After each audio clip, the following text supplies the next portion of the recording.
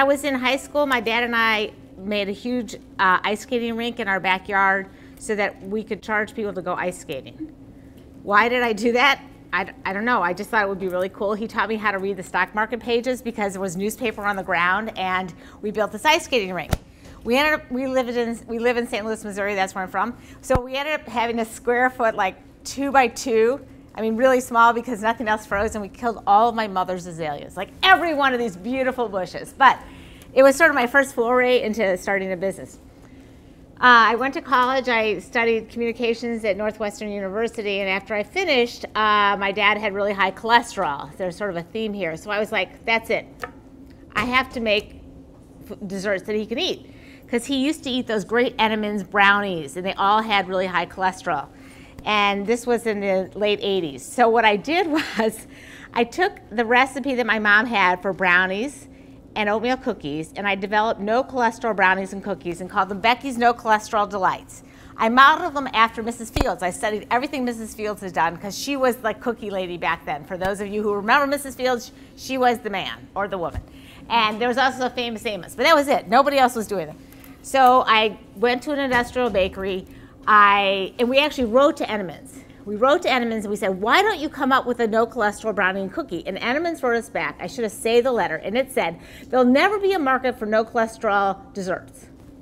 I kind of like sold it on eBay or something. So anyway, I developed these. I sent them to a lab. I had them approved. They did have fat, but they had unsaturated fat. So I worked in an industrial bakery, and I developed Becky's No Cholesterol Brownies and cookies. And the problem was with the food industry that you really can't make a lot of money in the food industry unless you have large distribution and shelf space and everything else. But I went around with them, and I did that for a while.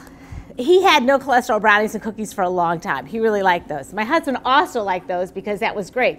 Because my next product was called the Nettle Knot Protective Pool. Because in the Chesapeake Bay area, you cannot swim. And at that point, we lived out east. My husband was in law school, and this was my next foray. So nettles are jellyfish that are indigenous to the Chesapeake Bay. Well, you can't swim in the Chesapeake Bay in July and August. I'm like, I'm going to fix that.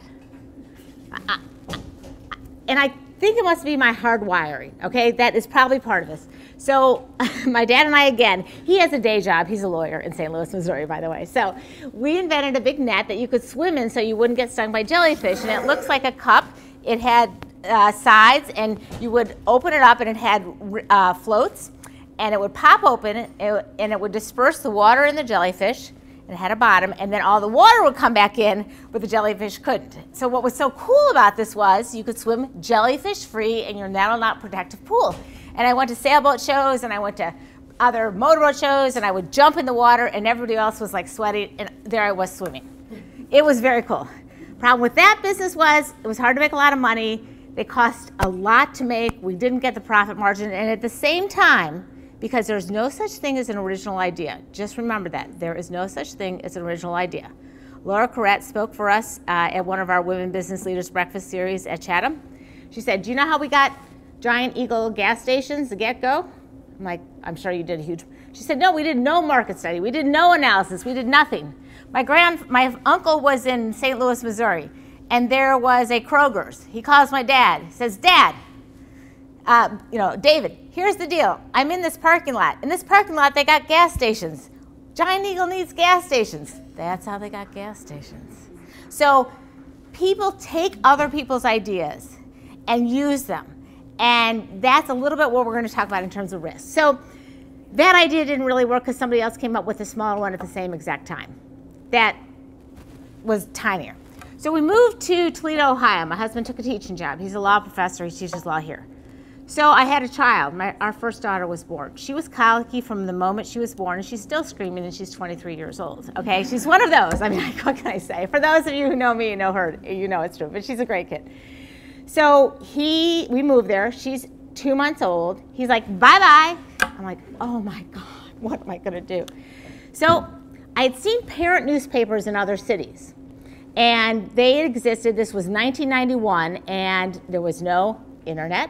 There was no phones, and there was a couple national publications like Chicago Parent and Chicago Parent and New York Apple Parent.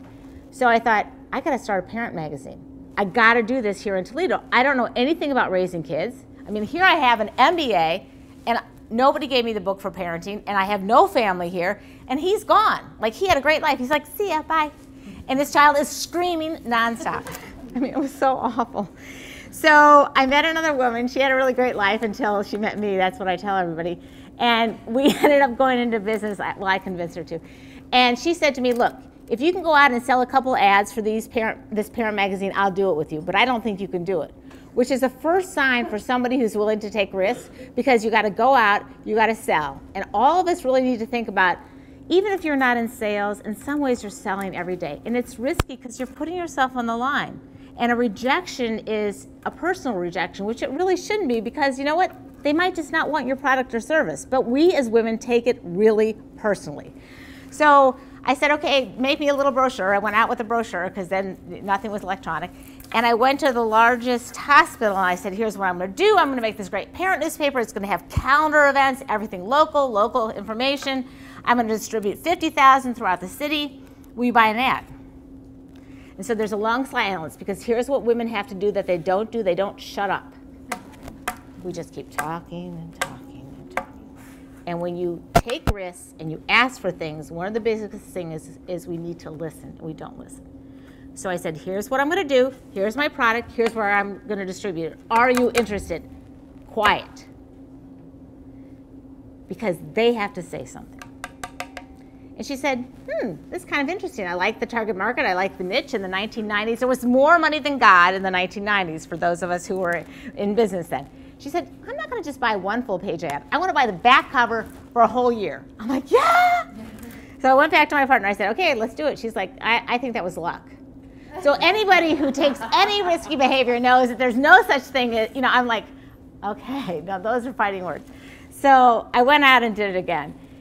Long story short, by 1998, we had turned the company from $750 into $1 million company. We took out an $80,000 loan. I put my name on the loan. I took the risk. I signed away my dog, my mortgage, my husband, my car. I mean, I was just like, I'm doing this. I'm doing this because it's the only way to grow this company. Did I think about all the risks and repercussions and I might lose my house and all that? I don't know if I thought about all that. I just knew that I really had something that was real. We had 25 employees. We had Toledo Area Parent News, Toledo City Paper. We had a baby paper. We started a city paper, and then we had an Ann Arbor paper, and we had a back-to-school fair. They were all monthly.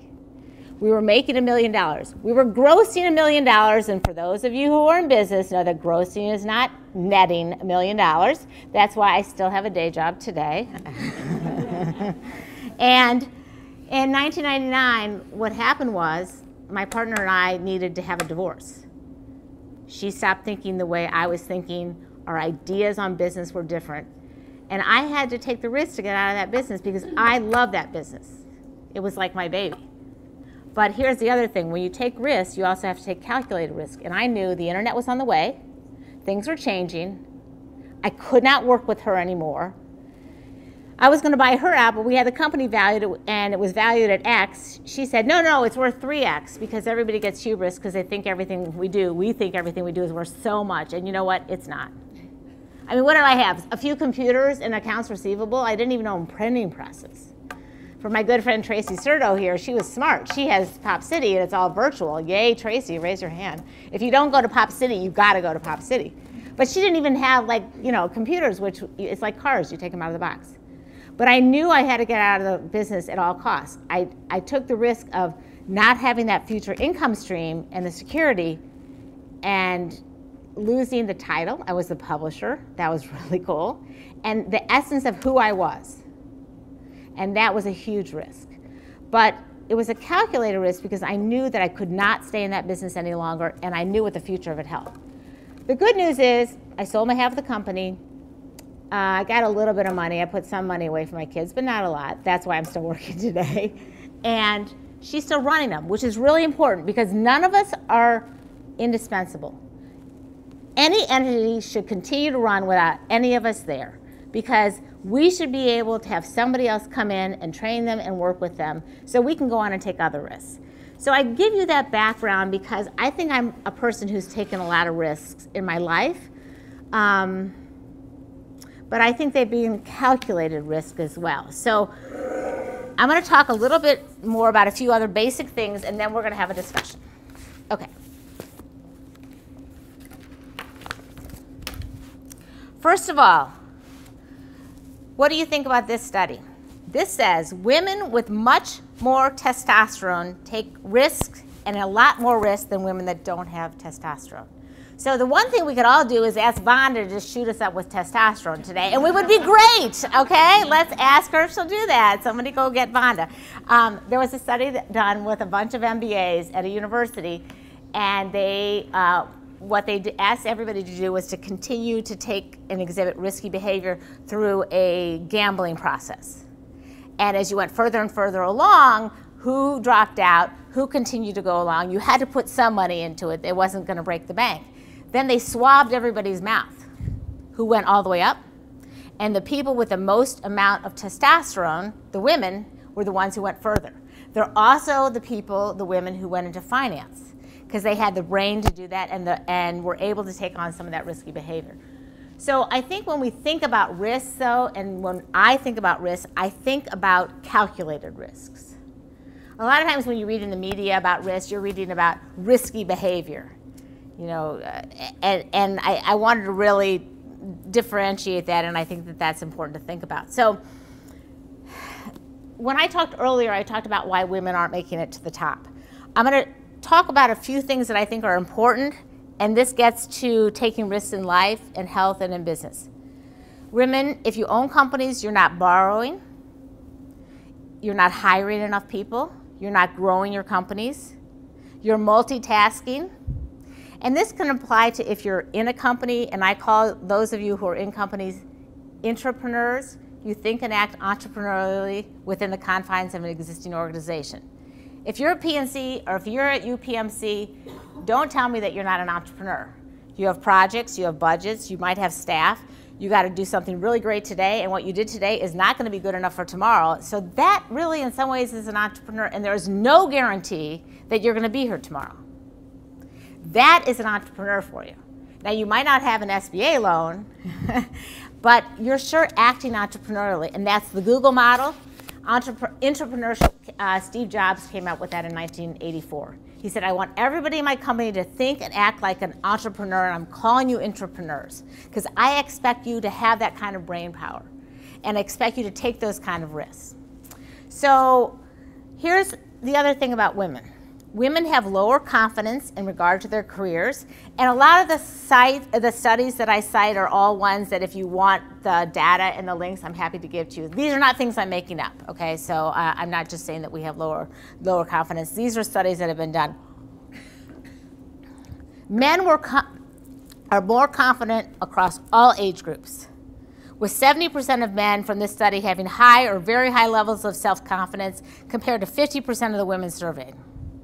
Half the women who were surveyed in this study admitted to feelings of self-doubt about their performance and their career, but only 30% of the men reported that.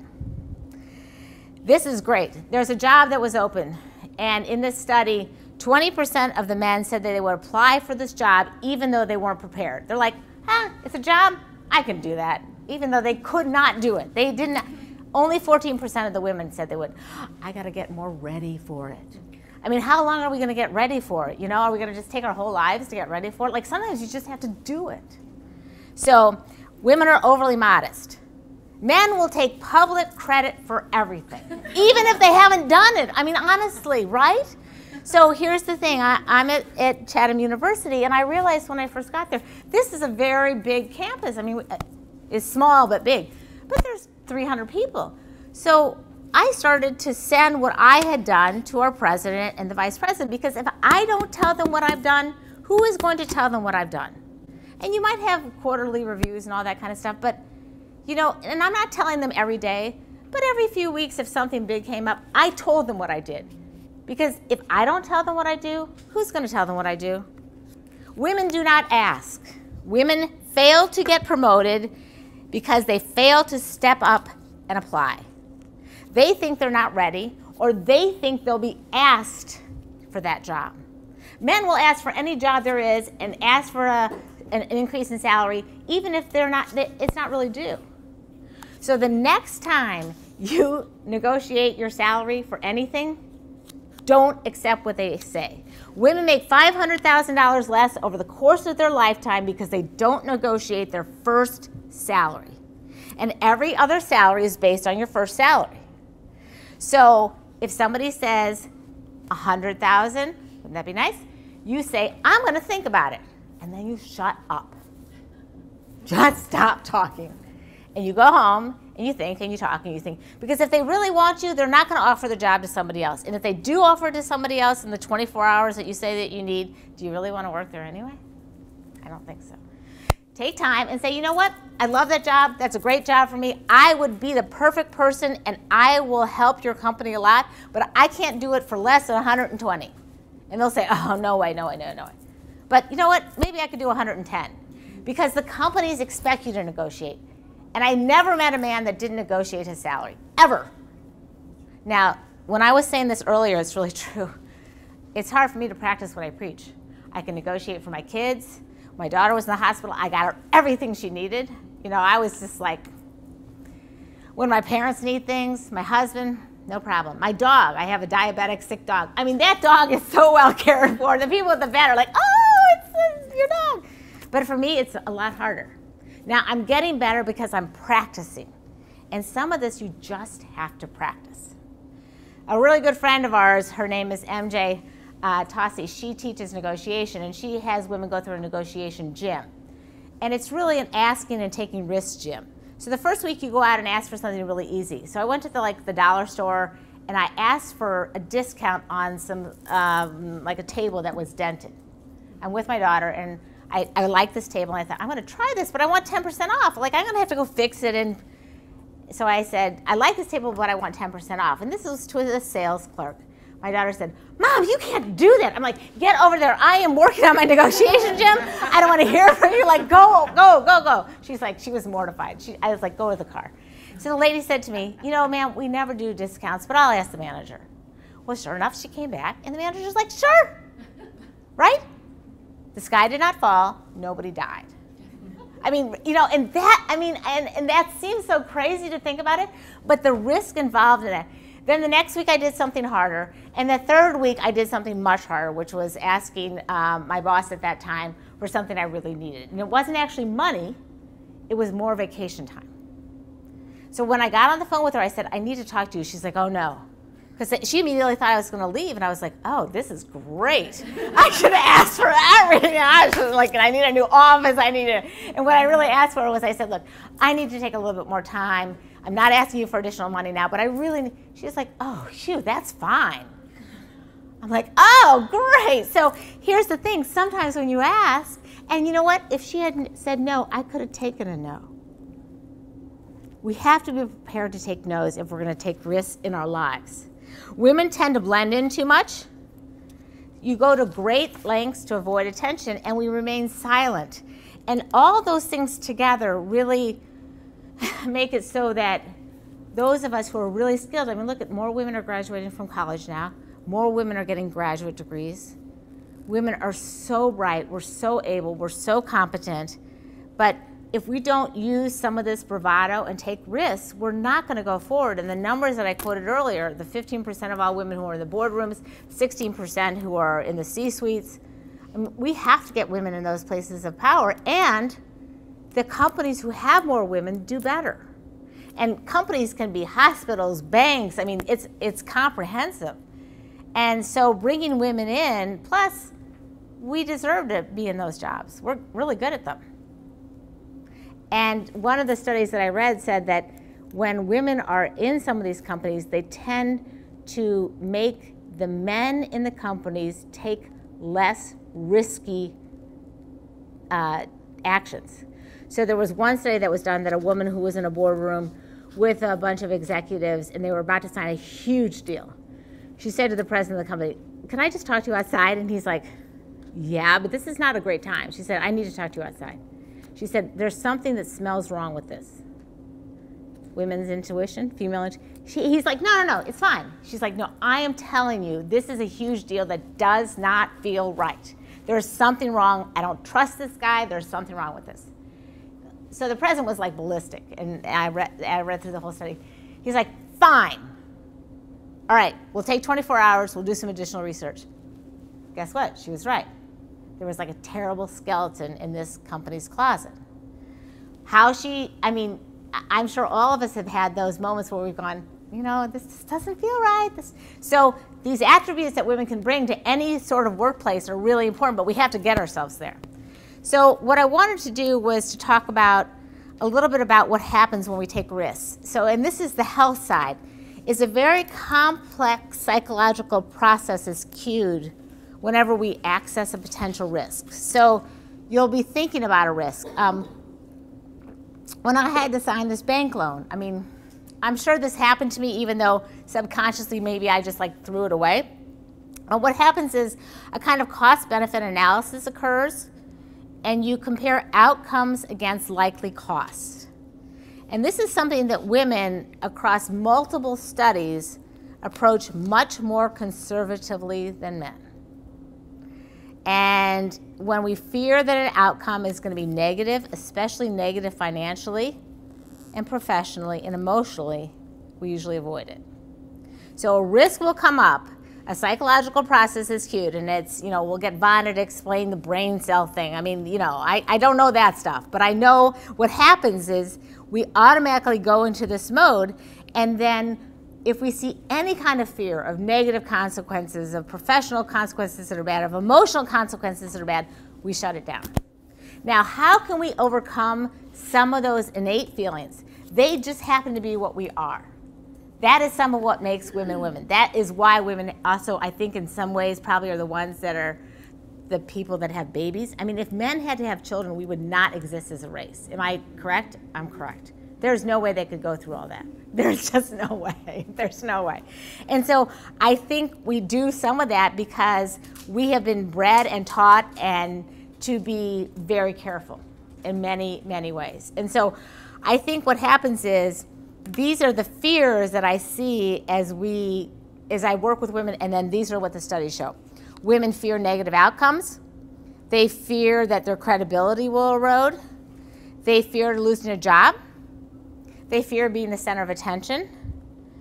They fear spending. I mean, how many of us are like, oh, I can't spend that. I should not spend it. They fear hiring. They fear failure. They fear to investigate new revenue models. If you have a business, they're afraid to sell the business. They're afraid of partnerships. They're afraid of new geographic markets. They're afraid of physical risks. So these are sort of a complex of different fears that women feel, and what we have to look at now is ways to overcome and build your confidence and to enable you to take calculated risks that can really change how you think and feel. And I think that I've done this over the years, and I've seen that I've been able to instill this in some of the younger people that I work with, and I've seen them modeling their behavior after mine. And I hope that as women that you can help mentor other women. And so I have an associate who's in my office, and she's younger than I am. She's in her early 20s, and she's a rock star when it comes to the internet. Like she runs circles around me. I can't do any of that stuff. She taught me all my social media, all that stuff. So, but she fears the phone. I grew up in an age when I've always been selling and marketing. That's been part of my life. And I always had to do by phone, because how else could you do it? If you sent a letter, you wouldn't get a sale for like a week, right? You know, and then there were fax machines, but I mean, you didn't send an email and say, do you want to buy this? Yeah, I mean, so you can decide if your fears or your risks are really what your meter is. I think I have a much higher risk meter. That is just who I am. My sister does not. My sister is a doctor. She's an internist. And she's in palliative care now, which I think in some ways is very risky. But when I said to her, I'm going to start another business, she's like, oh my God, I could never do that. I couldn't take out a loan. I'm like, really? And I said, I'm going to invest in this business that I think it might do great. She's like, I would never do that. I just do like traditional stocks. I'm like, whoa. So there's this whole difference in who we are as people. So you have to decide sort of what level your comfort zone is and be prepared to be thoughtful about where you need to go. But overcoming fears and risks, you need to reframe a lot of times where you are, and sometimes you need to view those risks as positive as opposed to negative. View the risks as opportunities. View them as the ability to be innovative and forward-thinking as opposed to something that you should fear or something that will overwhelm you. And this is really hard to do. I'm not saying that this is easy by any means. And, you know, if I do it once a week, I'll feel like I have succeeded. I don't think I can do it all the time. I could certainly do it more if Vonda gave me some more testosterone. So I want all of you to go up to her after this and ask her for some. And I think she'll enjoy that. So really, you're the only one that can decide sort of your risk meter, your fears, how much risk, how much reward you're willing to take, and be thoughtful about where you are, but you know that you're going to have to overcome some fears. But, I mean, for those of you who have had children, I mean, is there any bigger fear than raising a child? I can't think of one. I mean, has constantly scares the heck out of me. I mean, and they're old. They're 23 and 19, and they still scare me every day because it's easier to go to work than it was to raise children. I realize that's why God invented offices. I mean, all of a sudden, when my husband went off to his office, I'm like, wait! And I thought I was going to be the mom who was going to stay home in a rocking chair and bake those damn cookies. And I was, 1 week later, I'm like, that's it, I got to start a business. I can't do this. I was nice. I had a parent business where I worked out of my home. My daughter was a big part of it. And, you know, if you can blend family and work, it's really nice. But in some ways, I think that I do believe that women can do it all. You cannot do it all at the same time. You cannot. You cannot multitask, and you cannot have everything that you want at the same time. I couldn't do this job 5 years ago. There's no way, because this is like a 24/7 job, but I love this job. I'm helping women start and grow their businesses. It's very cool. But you have to decide where you are in your life stream and what you can do and what you should not do at a certain point in your life. And if you take on too many things, then you're just going to feel overwhelmed. So steps towards building confidence. And it's the confidence that will let us take on risks. So realization is really important. You have to go and think about what's going to happen. You have to say, okay, if I ask for this raise, I got to visualize the entire process. I'm going to go in, I'm going to have my papers, I'm going to talk to this person about why I need to get to this level, if I'm going to go and ask for a huge sale, if I want to change my company structure. You have to have your data and your research. You better go in really smart no matter what you're doing. I mean, that's the most valuable tool you can have, is to be really smart with the information that you have and know that you're going in. Because if you go in and you don't know your stuff, don't do it, right? So you've got to do your research, and then you really want to visualize, and don't assume that your past experiences are going to be your future experiences. Just because it happened before does not mean it's going to happen the next time. And I think that we think a lot of times that that's true. I think men don't think that way. I think their hardwiring is a little bit different. They're like, last time I lost that deal, but I'm going to go for that deal now. And I think we have things to learn in terms of that. So here's other tips. Dress sharp. There's a long time when I used to work out of my home. And it's easy when you're working out of your home to be in your sweats, right? That does not do a lot for your morale. So dressing changes a lot how we think and feel. Walking faster. Like, you'll see me just blowing down the halls. People will say to me, why are you going so fast? I'm like, I don't know. That's just how fast I walk, I think. Now, my dad was a fast walker, a really fast walker. He was in law school. Ralph Nader happened to be in his class in law school. My dad tells this story that one night he was working really late, and he's charging down the halls because I am a lot like my dad. Remember the 30% genetic and the 70% is what you make? I got the 30% genetic, a lot of it from him. And Ralph Nader said to him, Ben, why are you walking so fast? You're always walking so fast. And I realized at a certain point in my life that I do the same thing, because part of it is just getting charged to get to the next thing. So just constantly charge yourself. You have to do that. You have to have good posture. When I meet somebody who says hello to me like this and shakes my hand like this, I just want to die. I do not want to do business with that person. I don't want to engage with that person. I don't even want to like that person. I mean, that's so mean. It's so mean. It's really mean. But I mean, really, you know? And I've had men do that too. I'm like, oh God, that's awful. So, and you got to look people in the eye. How many meetings have you had? How many encounters have you had when people don't look you in the eye? And it's hard to do because if you are nervous about something or you're afraid, it's easy to look down. It really is. I mean, it really is. Or you're like, ah. So you have to learn a lot about risk and fears too. Like there are 1 million books written about this stuff. But go in and do some research.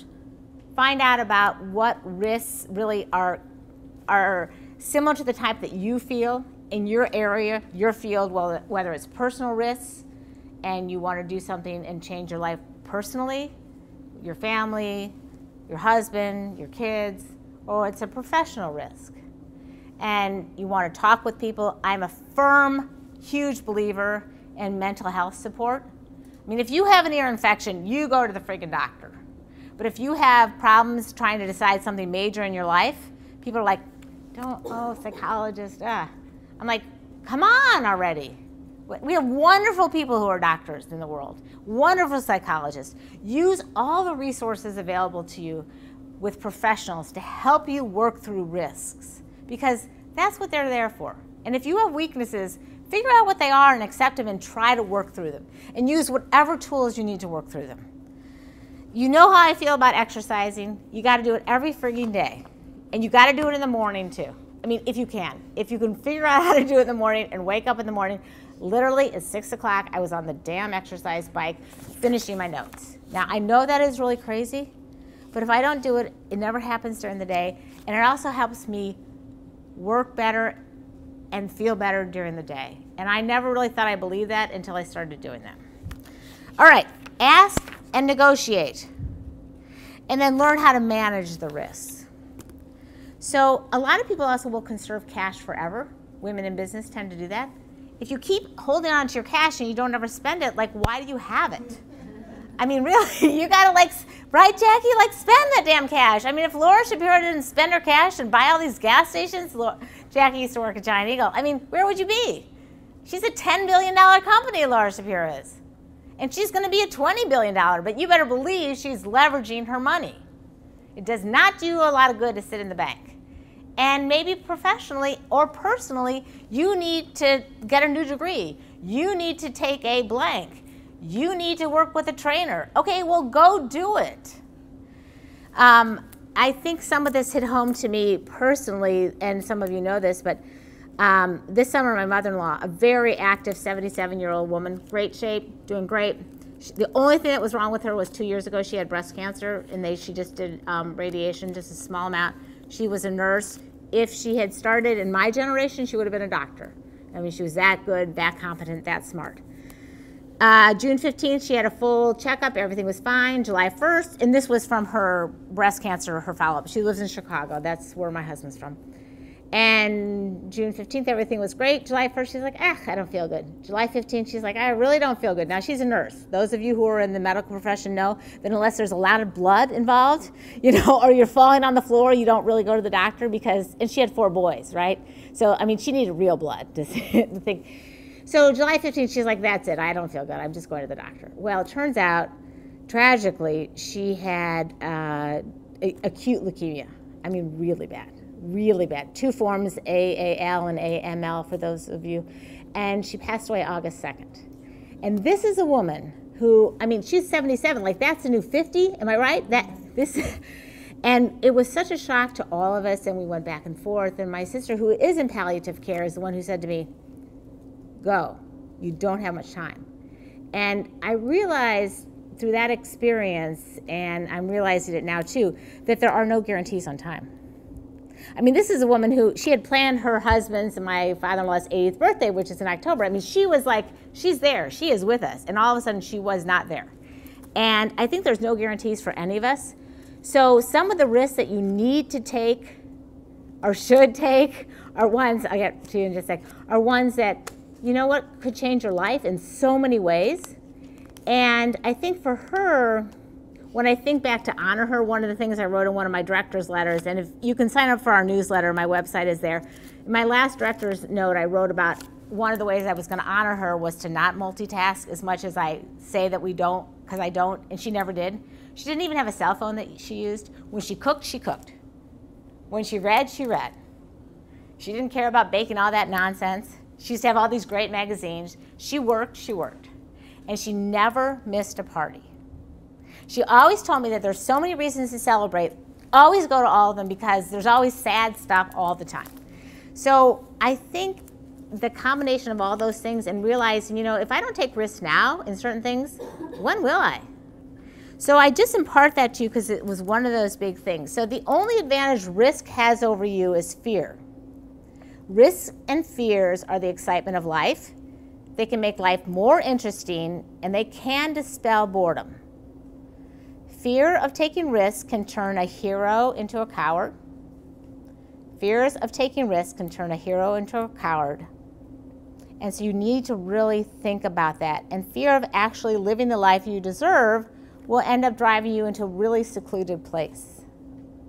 So when in doubt, shun the fear, take the risk, and you will be a happier person for it. Psychologists think that risky behavior, risk means like engaging in unprotected sex. It means driving too fast. It means things that have fatal consequences. So when you go to the other side, you talk about calculated risk to sort of counter that, what you think is risky behavior. But you're right, there needs to be something in between, like calculated, free-spirited risks. I don't know, I mean, but you're right, because if you think too long and too hard, you'll convince yourself not to do it. One of the things that I tell women that I work with is, if you are not networking once a week, you are not doing your job. I don't care if you own a company or you work in a company. You have to be networking, because networking has the word work in it. So people say, oh, you get to go to all these events, it's really fun. I'm like, no, I want to be home in my pajamas, watching a great show or reading my New York Times. That's all I really want. So I put myself in situations where I know nobody, because I have to meet new people. How am I going to grow this business? I'm an entrepreneur. I have to grow this business, the Center for Women's Entrepreneurship. It's risky to go up to people and say, hi, I'm Rebecca, what do you do?